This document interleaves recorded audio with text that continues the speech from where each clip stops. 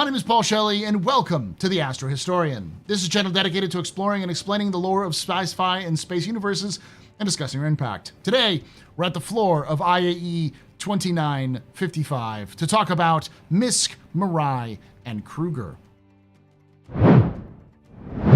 Welcome, everybody. We're going to get started here. I'm still I was dealing with some technical issues trying to get people in so they can enjoy the tour. But we may only have one or two people, if maybe not anybody for today, because it is sort of during the day, during the week. But you're free to come along as we talk about the lore of the ships and the manufacturers on the floor here at IAE 2955. Today is MISC, Mirai, and MISC, Mirai, and Kruger Day. So we'll be going over basically two and a half companies, because Mirai is really part of MISC. They seem to have fully embraced your move fast and break things mantra, Paul.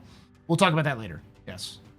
But yes, the lore tour. So those of you who don't know, I've been doing this for a very long time. And the concept is that I take people physically through the floor if they're available. This is sort of an experiment because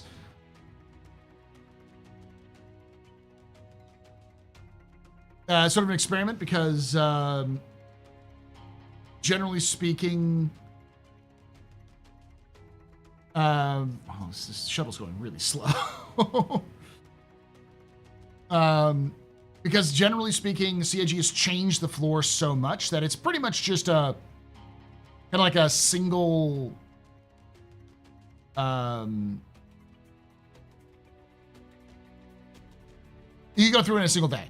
So we're trying to talk a little bit about the manufacturers and then show off what they have on the floor to give you an idea of sort of where the history comes from, and maybe even a little bit about the ships that are actually on the floor that have history. But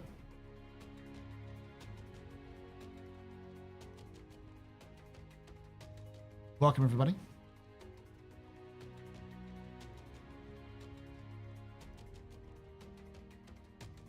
I should have just pushed this back to 130 though, because as you can see, I'll show you right here. I'm on the slowest of the trams. It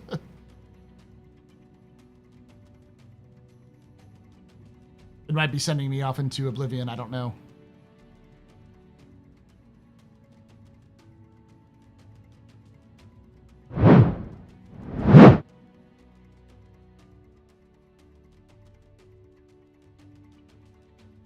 But with all of that being said, we're going to get started here in a few more moments.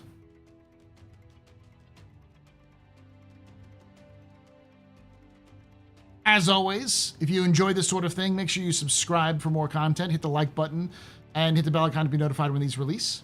I will be doing another video. I'm working on it. Today is sort of an exception because I've got a little bit more work to do, but today and tomorrow, I'll be working on my next standalone video for the Hurstons, which should come out probably not this weekend, but the next weekend. If it comes out this weekend, it'll be coming out this weekend for Patreons and channel members.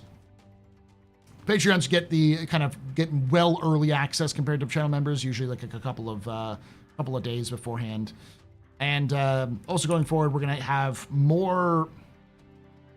have less shows that are going to be as popular. I'll just say that, because I know the most popular content that I make is on ships, especially lore of ships. But I'm going to focus on stuff that I really enjoy about the universe, which often comes down to the stories that are being told in the verse, either through the lore or through the game, and the fun little weird stuff that CIG does well, like the lore of food manufacturers and clothing manufacturers and armor and weapons manufacturers. Not as visually catching or more beloved as ships, but does well. That's okay. So if you want to come join me for that crazy, really niche stuff, I mean, if you're here watching me live, you're probably already into that. So, thank you, Doomer.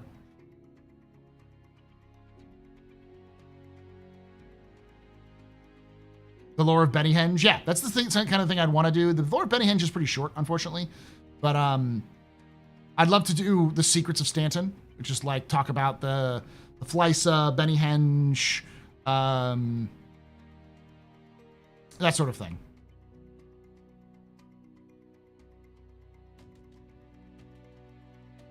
All right.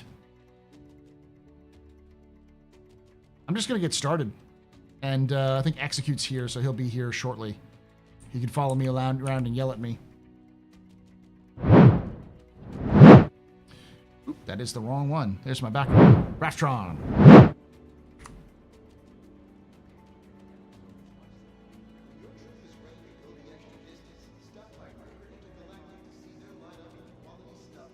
All right.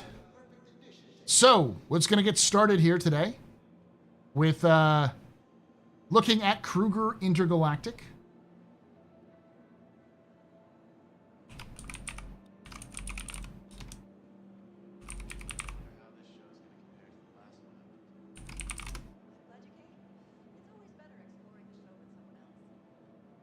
All right.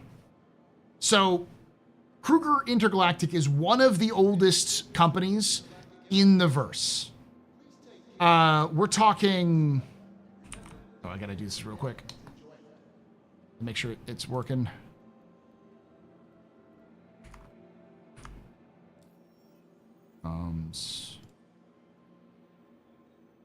There we go.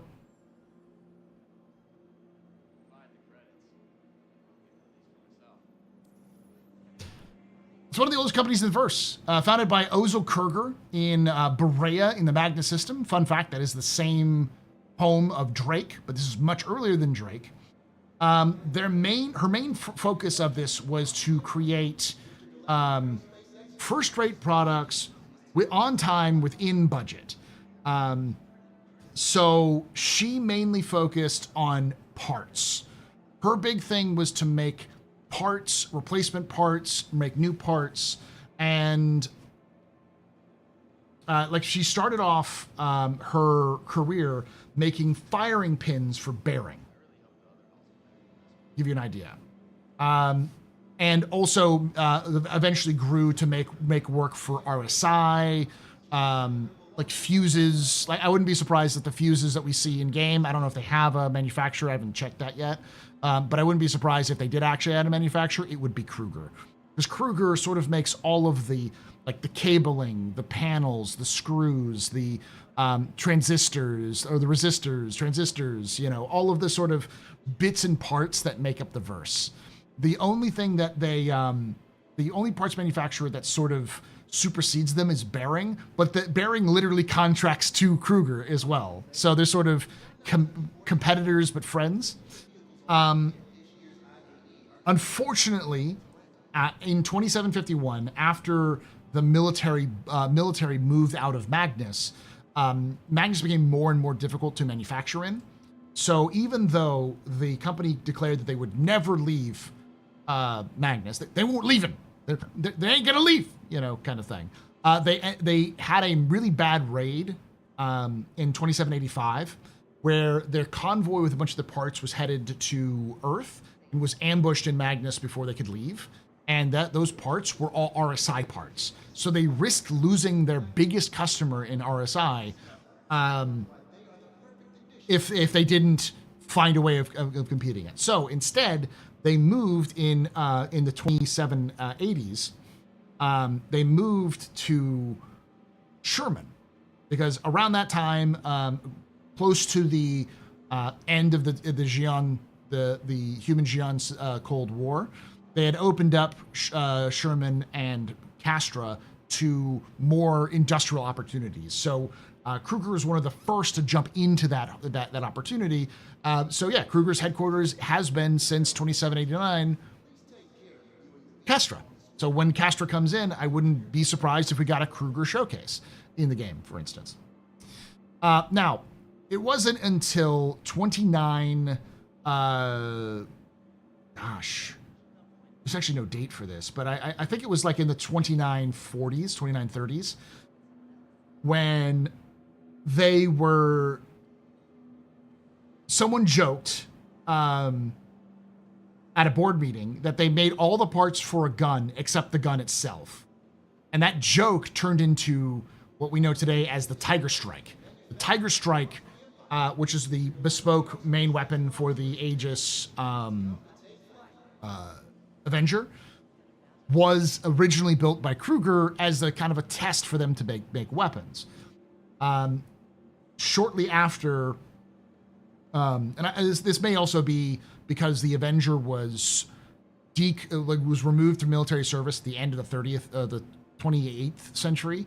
So in the 29th century, it was much more geared towards civilian and, of course, the advocacy. But it's likely that the weapons that were produced by Aegis for that ship were produced by companies that don't exist anymore. So, as a result, we're going to be going. Hello, if you can join us here for this little tour. So it's likely that the weapons that we see Kruger producing during this time period is designed specifically to replace older weapons which no longer exist.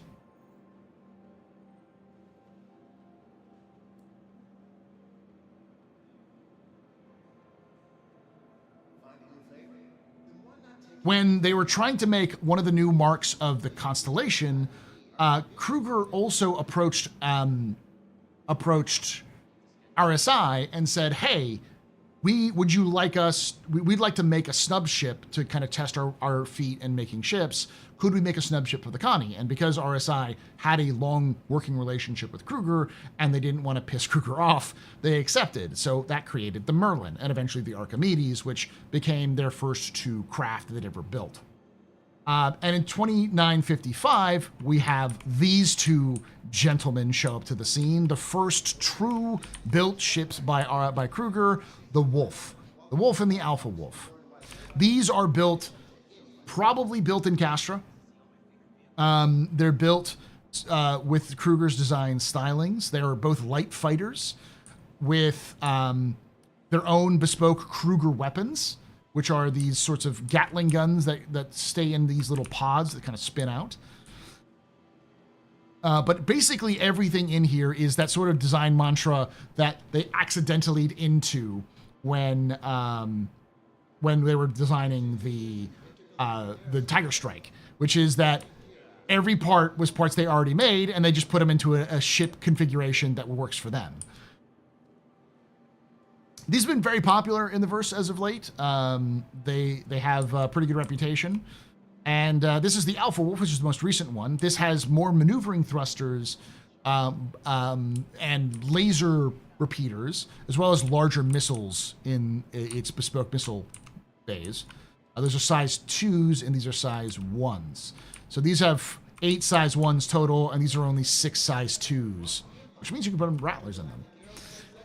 But they also made the pods swappable, so you can put the pods, the laser repeater pods in the Alpha, or in the regular Wolf, and the ballistic pods in the Alpha if you wanted to. But Kruger is still currently on the path to producing more and more ships, probably bigger and better ships as we go along as well, simply because these are fantastic design. They've got a unique style to them. They're very popular. And yeah, with Kruger coming into Castra, I wouldn't be surprised. With Castra coming in soon, I wouldn't be surprised if we saw more of that. Now, with Kruger, let's move on to talk a little bit about MISC. So follow along. We're heading to MISC. I'm going to unmute myself in Discord so X can actually hear me. Actually, I'm not going to unmute myself because I'm sure that these folks can actually hear me in game, correct?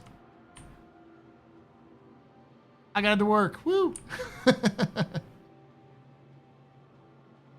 Did the Alpha keep the fin? It did. It's just very tiny, and it's like a hard built into the structure of the ship, not as a retractable thing.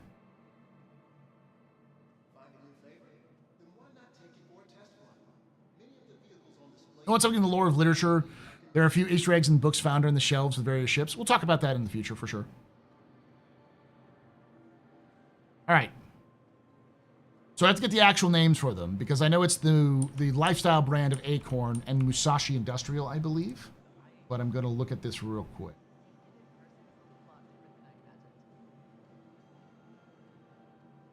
right.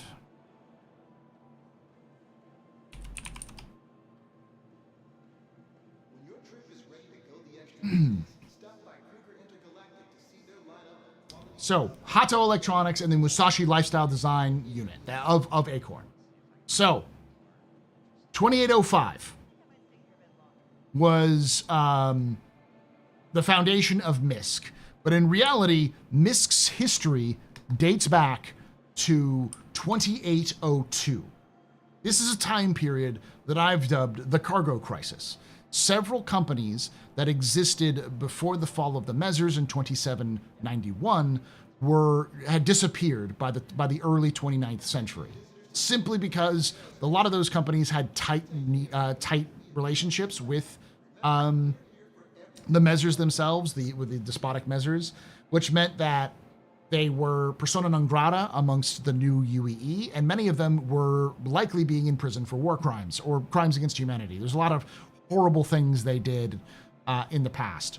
So as a result, a lot of those companies that would have produced cargo vessels and industrial vessels basically just ceased to exist.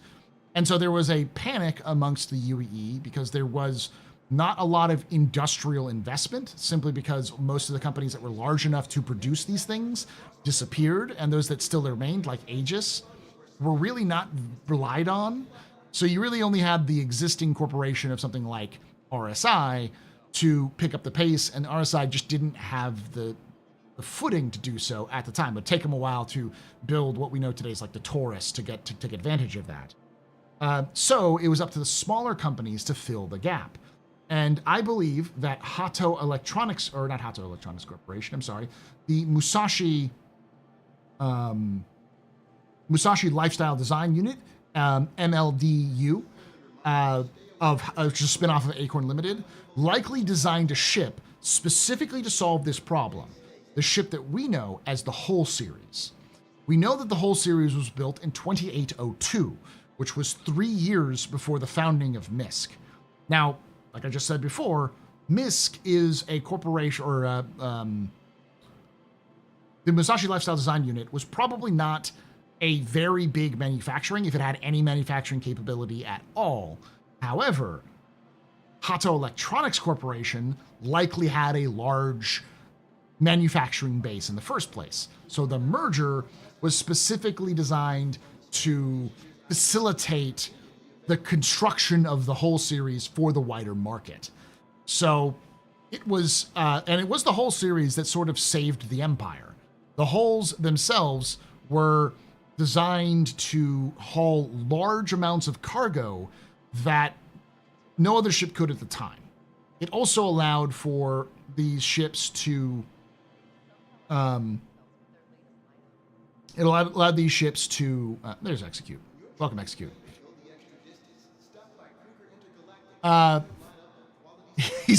You two just have the similar style. There you go. The brothers. These ships revolutionized how transport works. The way that they decided to do their SCU, what we know as the SCU, likely comes from the whole series itself. The variations of 1, 2, 4, 8, 16, 24, 32.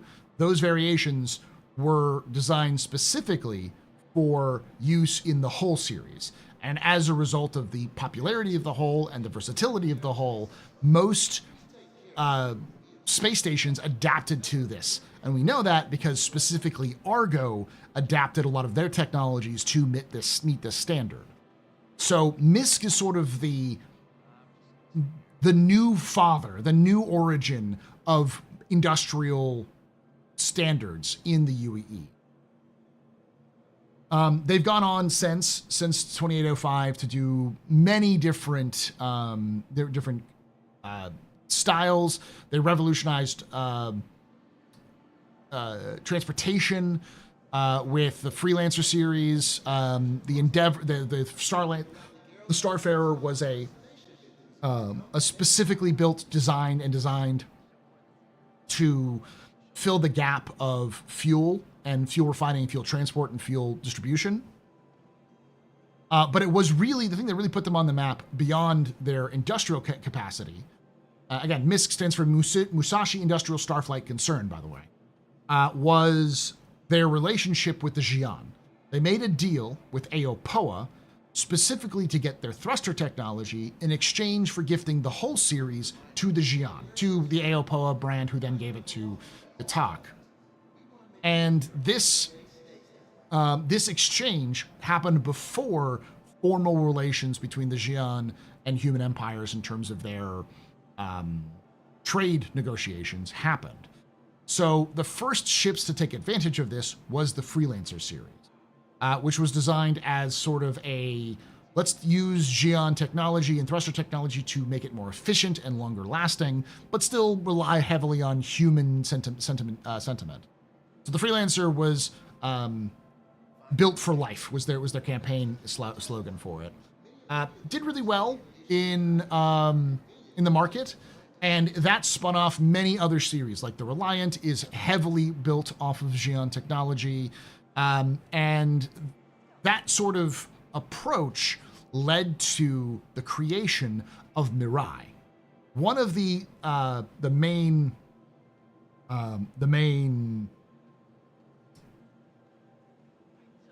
one of the CEOs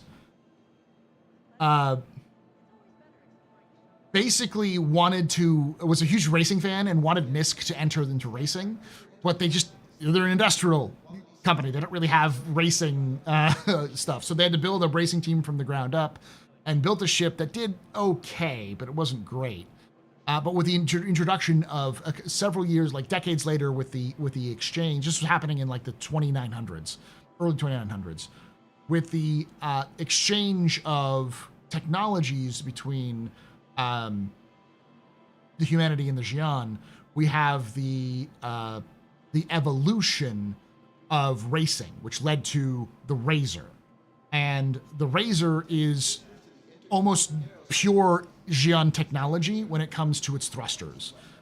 And it did win the Murray Cup in 2947. Or in 2945, and then was released in 2947 for the wider markets. But with the creation of the Razor, they decided that it didn't really fit the brand to have the Razor out, so they created Mirai as a brand specifically designed around the Xi'an, taking advantage of the Xi'an technologies, but around non-industrial ships. So we'll talk about the Mirai here in a moment. I wanted to talk about both of them because they're really both the same company. It just Mirai is an offshoot of MISC. It's sort of owned by MISC. This is an interesting concept because this is the MISC Fortune. This was built this year, but it is actually got a longer history than you think because it is based off the chassis of the Prospector, which is itself built from the chassis of the Freelancer. So I think it's called something like the Futures Project. Let me look up the name of it real quick.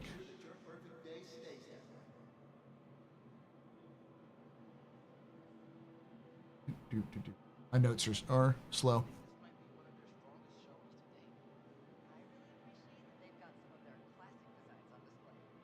Cold Boot. Project Cold Boot is what it's called. Project Cold Boot was an attempt to create a versions of the Freelancer that were radically different from the Freelancer. This is before the Freelancer Dur Max and stuff like that. And there were many different ideas pitched, but the one that stuck was the mining variant. And the thing about the mining at the time is that mining only was allowed by larger ships simply because of the cost of producing a mining vessel required, the mining head and the mining laser itself was incredibly power hungry. And so they ran into the problem of trying to miniaturize a mining head. And so they contacted the people who made most of the commercial mining heads and worked with them hand in hand to produce a miniaturized version for their Project Cold Boot. And that's actually what's under here, right here, this sort of housing. This was developed as a separate project as part of Project Cold Boot. to effectively meld onto a freelancer. So they built a freelancer that would be modified enough so that it could support the larger power requirements of a miner. And then this sort of small bolt-on section was built separately. And when they combined them together for the first time, they worked perfectly. And this absolutely exploded the market. For the first time, you could have a small individual miner that would work with at affordable rates. Before this, it would require heavy modification for smaller ships for them to work at all. And you're still using ships, mining heads and lasers, which were designed for much bigger ships, so it would cause problems. But this miniaturization of the tech basically revolutionized the entire industry. And it's one of the reasons why Nyx and Pyro are heavily sought after today, because now it is removed mining from solely the prospect of, or the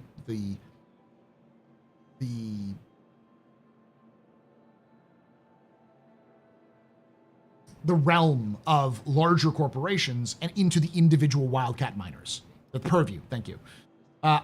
So that helped with the Golem, it's helped with the Mole. All of those things come out of Project Cold Boot. But the Project Cold Boot was a success. They really wanted to commercialize it, so they redesigned the entire chassis to make it more bespoke rather than just an offshoot of the Freelancer, which is where we get the Prospector chassis. And the MISC Fortune is the Prospector chassis. They took the Prospector chassis and everything they learned from Project Cold Boot and reused some of the technologies, but switched it to the to salvage. An ironic twist: the Drake Vulture was not a freelancer, a cutlass that was modified to be a salvager and then became its own bespoke ship.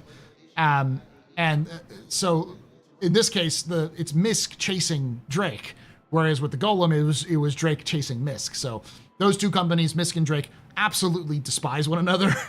They are big rivals in the industrial space, and Drake loves to knock down MISC wherever they get a chance to. So it's pretty clear that the Fortune was a sort of a try to return fire against Drake in terms of their dominance of the solo salvage market.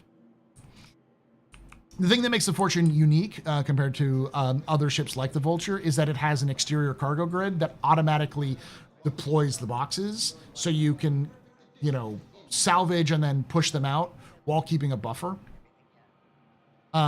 And then once you're done, you can, unload and move it around. But it's all automated. You don't have to have someone going down and do it like with the Vulture. So sort of like a 1.5 person ship, the Vulture, where this is truly a solo ship. All right, with that, I've talked about the Mirai. Let's run off to the Mirai Hall, which is Hall 5.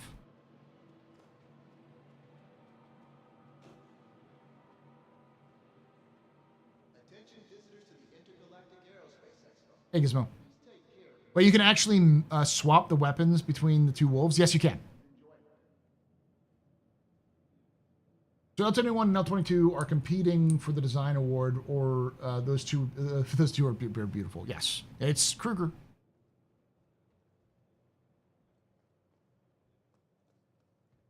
All right, so the first design of Mirai is the Fury here. As we said, Mirai is sort of an offshoot of MISC, which is why they often kind of synergize together. The Starlancer Starlancer, for instance, has a Mirai Fury Bay. So this is the Mirai LX, or the Fury LX, which is a racing variant. But these are snub ships, which are designed to kind of be force multipliers. This is them seeing how well they can use the technologies. You can see these gimbaled engines are fully gimbaled. So if those of you who made my Aliens manufacturers, we talked about AOPOA, these are engines which are fully utilizing the gimbaled AOPOA style. So these are AOPOA engines that are simply been modified to work with human designs. And that full spin makes these things incredibly maneuverable. Maybe not super fast, but very maneuverable when you need them to. And because it's pretty compact, you can put a lot of stuff in here and keep it going. These things can fit on pretty much anything that has a big enough cargo bay. Now, once they finished with the Fury, they really, really leaned into it last year and this year, which was that last year, with the release of the Guardian series. So this is the MX, which is sort of the anti-fighter version of the Guardian. The Guardian is very similar in design as the Fury, but it uses the same technologies, but upscale. Let's come back here and look at the engines, and I'll show you what I mean. It has the same gimbaled engines. Instead of 4, it has 2. You can see that gimbal, where it can gimbal in every different direction. That makes this thing very maneuverable for its size. I think it still has some maneuvering thrusters on it. Yeah, you can see them here. But it means that the engines themselves can help them maneuver much faster. And they have different versions. The Guardian Q, or Qui, and the Guardian MX. The Guardian Q has got a interdictor field, and the regular Guardian doesn't, but they have size 5 guns. And this one has size 4 guns, but it has, as a result, no bed. So it's a little bit shorter range than everything. But it's very popular, and there have been rumors that this ship is in active service or about to enter active service with the UE Navy, because it is seen as a good counter not only to the Vandul, but to the Xi'an, as sort of a using the Xi'an's technology against themselves sort of thing. But this is truly a human Xi'an hybrid. You can even see the capsule cockpit is very inspired by ships like the Santokyai and the Kartual. But the wings and everything are still very human in origin. All right. Let's head over here to, just in front of Mirai's thing here. If anybody has questions about any of the manufacturers or anything about lore, let me know, and I'll do my best. You're awesome, dude. Love your work, your stuff. Thank you so much there. Killian. The design is very human.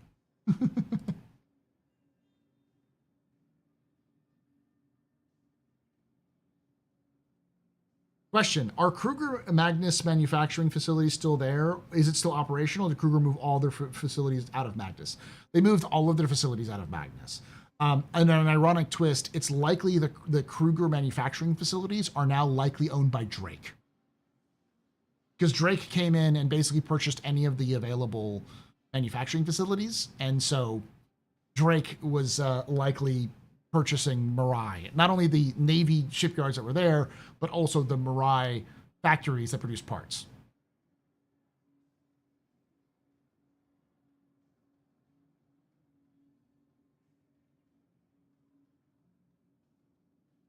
Didn't know the Fortune was good. Does it scrape as fast as the Vulture? It is effectively the same as a Vulture. The difference is in its that it pushes out exterior, but when it comes down to its stats, it's effectively the same thing. It's even the same cost.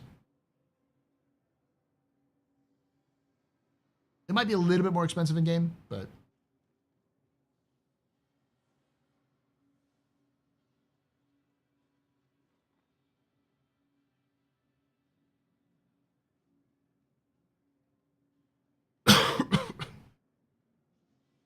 Mute myself in here. Hey, X, do you have questions? Nope. Okay. When can I go to sleep? No. Yeah, you can go to bed now if you want to. You don't have to join No, in. okay. Why do so many pirates use the prospectors? It seems like they're like the Drake pirate. This is fake news put out by MISC. The reason why you see so many prospectors is that they are super common.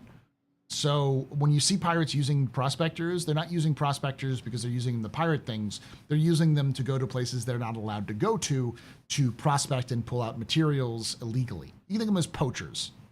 So not really pirates as much as outlaws. Question: would the Guardian be based in the Bengal carrier? You think? Almost certainly, you'd probably see them based in Bengals. Maybe even in the sort of light carriers we've seen, the the RSI light carriers we see in that we still don't have names for.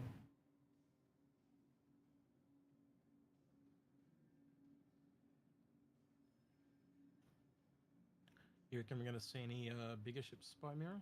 I think so. Yes, I wouldn't be surprised if we saw mediums or large ships by Mirai, simply because they are. There's definitely a market for them. So, and in terms of lore speaking, there's we don't actually have a Xi'an medium or heavy ship yet, so it would fit with that sort of design aesthetic for and also MISC would want to capitalize. Technically, Mirai would want to capitalize on the fact that there isn't an available Xi'an larger ship in the market yet, especially with the Reily still not available yet. So. I'm trying to visualize like a Raylan Halsey hybrid. Yeah, I can't make it in my head. It would likely not be imagine if the Reily was a gunship. That's what I'd probably see, because the Mirai is more combat and high performance. So, sort of a more military version of the Star Lancer, like an actual dedicated. Well, in a weird way, if you kind of look at the 4 pylons here on the Guardian, if you put the engines on the other side, that's almost like a Raelian star. The Raelian opens. Yeah. So I could almost see one that closes up and opens. Yeah. As a part of its combat thing would be pretty cool. Almost a little bit like the Scorpius in a weird way, but yeah. What would make Reliant series ships better, and is there a bigger Reliant variant? So, fun fact: the Reliant was originally supposed to be when they were doing the Freelancer project, the project that was designed that eventually became the Freelancer. There were 2 versions. There was the A and B variants. The A variant was the one that became the Freelancer, but the B variant was think a Reliant, but as big as a Freelancer. It was a flying wing, and the person who's in charge of the design for it at MISC was super passionate about it and wanted to see it exist, but it got passed over. So in theory, MISC still has the plans for a bigger Reliant, so they could do the Reliant Freelancer sort of size. But I do think that this is more of a gameplay question than just lore question when it comes to Reliant, but. We talk a lot about it in the Info Runners, which if you want to see me talk about ships a lot, you go there. Execute, who's on the Info Runners, is doing that as well. But it'd be really interesting to see a medium ship by Mirai actually, if you're gonna work it out, because really at the moment they're very combat racing performance type of thing. Like a gunship could be kind of interesting if it was done right. Yeah. Question: do we know about any of the people working for these manufacturers? Are there any names with their own history? The verse needs more personalities with these ships. Yes, in fact, I'd have to look them up specifically, but I talked about it when I talked about Origin. There is at least 3 people. The Lang brothers is a big one who made the 300 series, and then there's another guy. I'm forgetting his name off the top of my head, but he made both the M50 and the X1. We know that the designer for the fun fact, the designer of the Legionnaire, the Anvil Legionnaire, the boarding ship, was a MISC engineer, and he was a pacifist actually. That it's a kind of an ironic twist there. He didn't like. He was an industrial designer, but he was very brilliant for what he had. Oh gosh.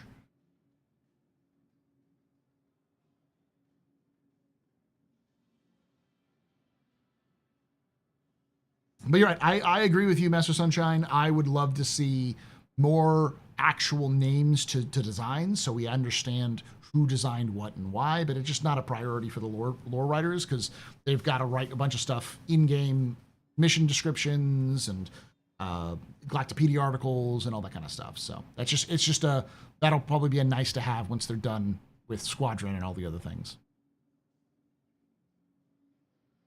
Adding to this, would it be possible to visit different manufacturers' shipyards? To a degree, you can already, though I'm sure it'll be a while before CIG fleshes them out. You can actually visit the Crusader shipyards that builds the, technically builds the Genesis, though we don't see them, but it definitely builds the, we can actually see the construction of the Hercules series. It's hard to see them because they're kind of a little bit further away, but you can actually see the assembly line going through. And there's actually a section where you can actually see a C2 being worked on. But we should be able to see Mirai, because Mirai is, not Mirai, Kruger, because Kruger is headquartered out of Castra. And then we also have the Origin, which is headquartered out of New Austin on Terra. And then we've got Anvil, which is headquartered out of Nova Kiev in Terra as well.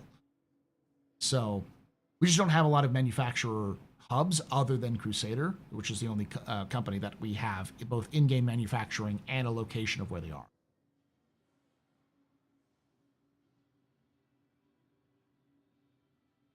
Do you expect more Xi'an MISC ship cooperations in the future, given the introductions of the houses Aopoa and Gatak into the human market? Yes, 100%. Because it's the deal's been done. Like they already made the deal and they've already shared the technologies. So at this point, it's more of a how well does MISC and now Mirai capitalize on the technologies?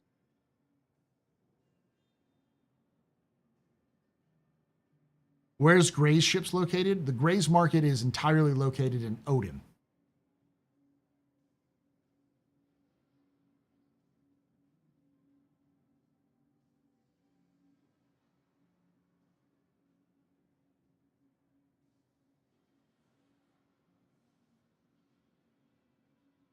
To be honest, that's not how design works IRL. There isn't just one guy that designs a car. It's droves of people.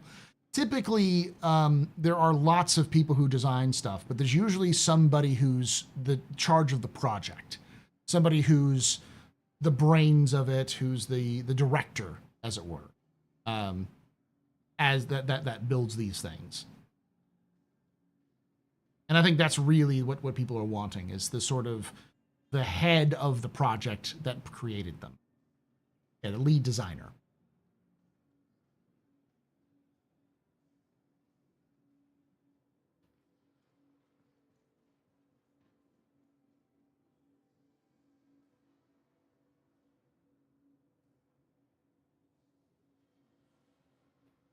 I'm getting something here.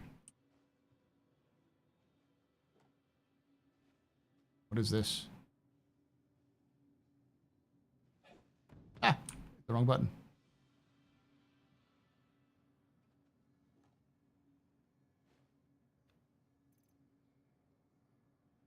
Oh, it's Pepper. My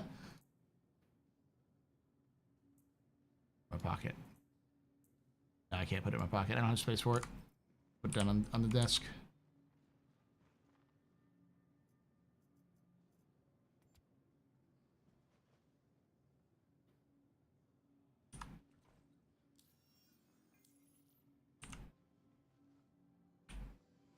There you go.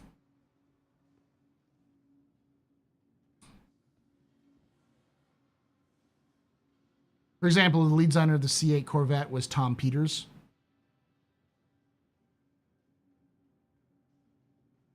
D3 Upone, yes. If Kruger ever makes a large or medium ship, they will give Origin a run for their money for ship beauty. I have discussed in the past, recently I've discussed, I should say, it's just in the past couple of minutes. I would love to see a medium ship by Kruger, which is inspired by the P-38 Lightning. I think I'm saying the right one. The one that has like a bigger fuselage, the one that the Vanguard was supposed to be based off of. Because I think if you made a medium ship, which fits the sort of role of the original P-38, fast but hard-hitting, rather than just a heavy ship, but give it that sort of styling. And I think, especially in the Kruger style, you could get that sort of retro-futuristic P-38 going. I think that would fly off the shelves. People would eat that.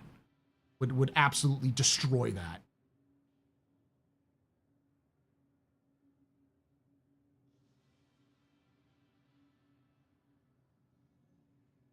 We have a P-38, but that's the Vanguard. Yeah. But the P-38, that's sort of like a more of a mixture of the P-38 and the Mosquito.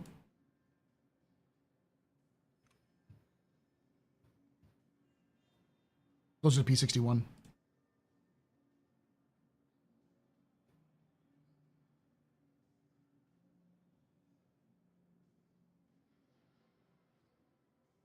Yeah, because if you had a single-seater fighter, then that's design style that was linked by Big Brick in the style of retrofuturism. I think it would do really well.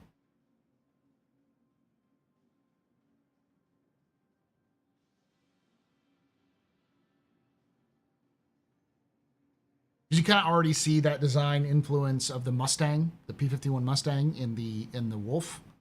So.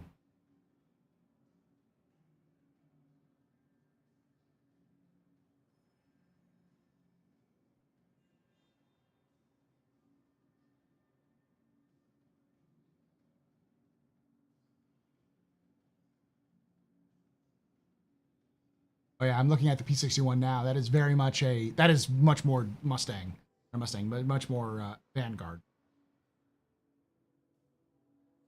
I love World War II planes. Chris Roberts does too, so that's the reason why I think it would do really well. Maybe if you hybrid the P-38 with the Mosquito.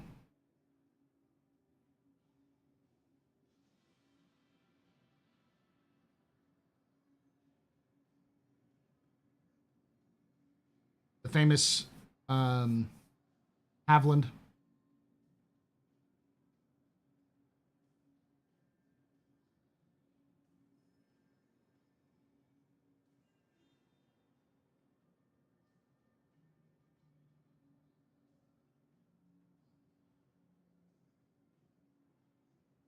I'd like to see some stealth variant of the Wolf, like the Shadow Wolf. I didn't even think about that. I thought of the Dire Wolf, but the Shadow Wolf would work as well.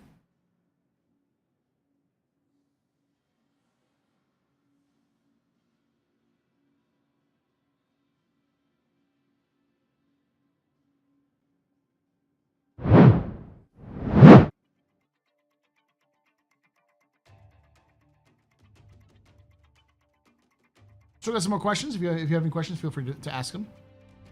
Direwolf, a heavy attack fighter. So my thoughts of the Direwolf have always been, it's going to be the same Wolf chassis, but slightly buffed. So it's still like a light fighter, but it's edging on a medium fighter, but it has a lot of guns. So like 3 or 4 guns rather than 2, and a little bit tankier.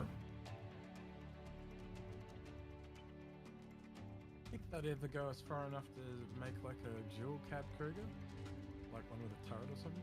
Possibly, I like that's where I would see something like the P-38 or the Havilland Mosquito as a reference for those, because those are again 1940s, very sleek looking.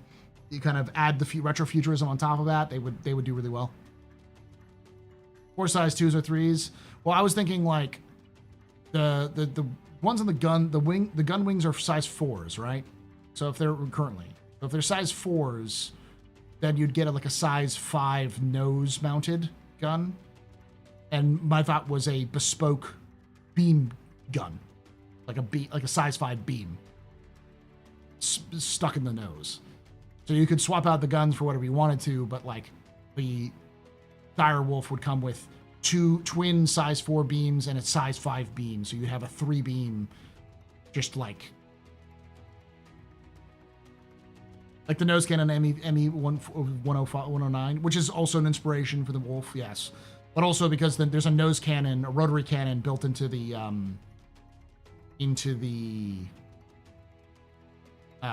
Merlin, and I think they could use something similar to that.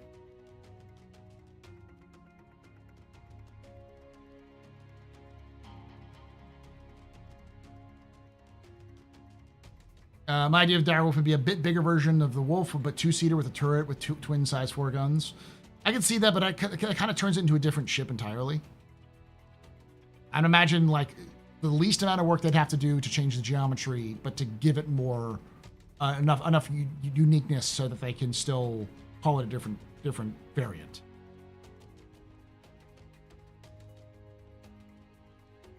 But I definitely want to see both combat and non-combat ships from Kruger.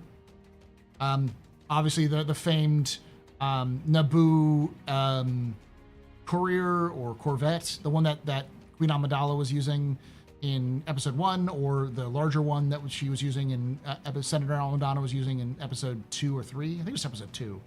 Those ones would be great, that Naboo style. But I think if you just take the Naboo style and mix it with sort of 1940s and 50s designs, you'd probably get some cool stuff. I want a luxury gunship, Paul. Yeah. I think it'd be amazing.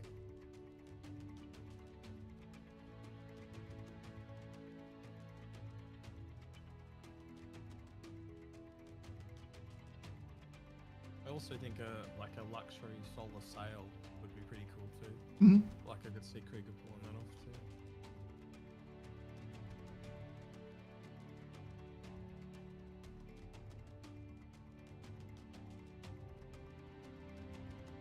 I know it was intentional, but Executor is really quiet. He's tired. He's very tired.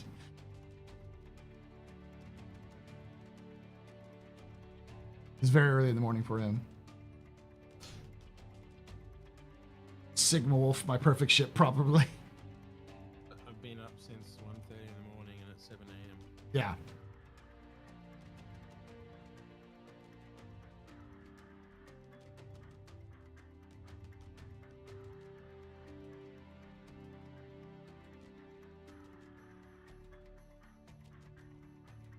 Shadow Wolf should be a stealth variant, yes. Does that make the Drake Clipper the P-47, named after a jug for a reason? What's the new ship today? The Alpha Wolf. Wonder if they do a racing version? I could see it.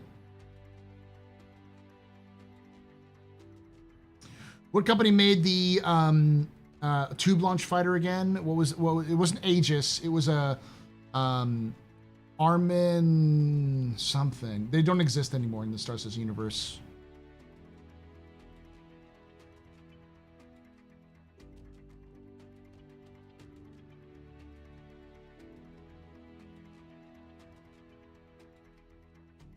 It was made by Elio Harmon Aerospace. And it was a medium ship. A medium interceptor, which is kind of funny.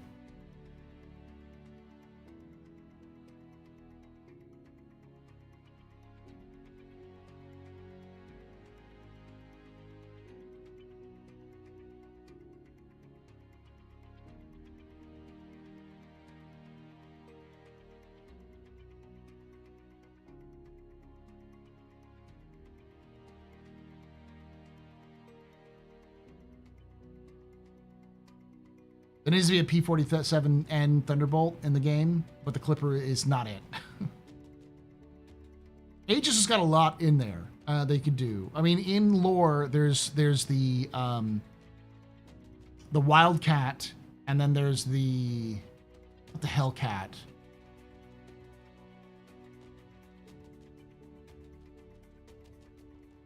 Oh, I'm forgetting it. It's the Bearcat. Thank you. The Bearcat, which went head to head with the Hawk and lost. But I'd love to see the Wildcat, a Hellcat, Wildcat, and Bearcat for Aegis. For that classic World War II Navy fighter. I have a question. Will there ever be a Galaxy lore video? What do you mean Galaxy lore video? That seems very big. Oh, Galaxy the ship. Oh, probably, but once we get more information about it. The issue with a lot of ships is that CIG used to do a ton of information about every ship that they released when it was just them trying to make the game. Now that they're actually building the game out, the writers are actively working on scripts, audio lines, descriptions for missions, descriptions for items. So they've got a bunch of other jobs they're doing other than writing out detailed lore. So every so often we will get a new lore video, or no lore video, a new lore drop from CIG about a ship, but that's like once every quarter now. So maybe once every quarter. Usually we have it like once a year. So we're getting new ship lore about once or twice a year now.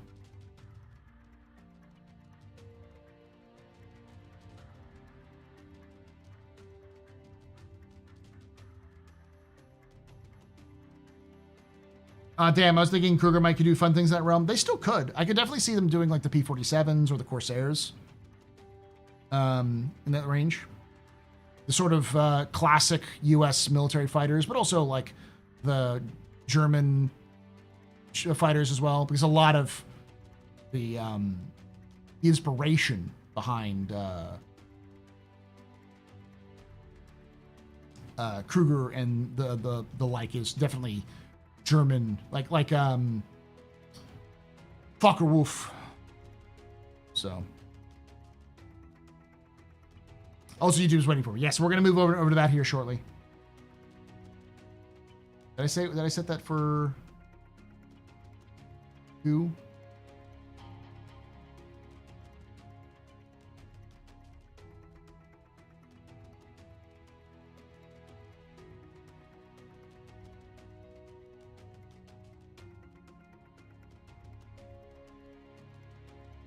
Yeah, it's at 2. All right, y'all. Thank you for watching. If you're watching this on YouTube, we're going to be moving over to our captain's table. So I'll be heading out of the game. We'll be talking more generally about the game, but we can still talk about lore if you want to. But we'll be back tomorrow with another lore tour. So we'll be around the same time. So hopefully you can join us then. We'll be doing these every day this week up until Friday. And then Friday, after Friday, we'll be doing our normal stuff. So thank you for watching. And don't go anywhere if you are here on Twitch, because we will actually be going into just going into the office hours right after this. So thank you for watching, and like I say every day, remember, ex Historia ad Astra. See you,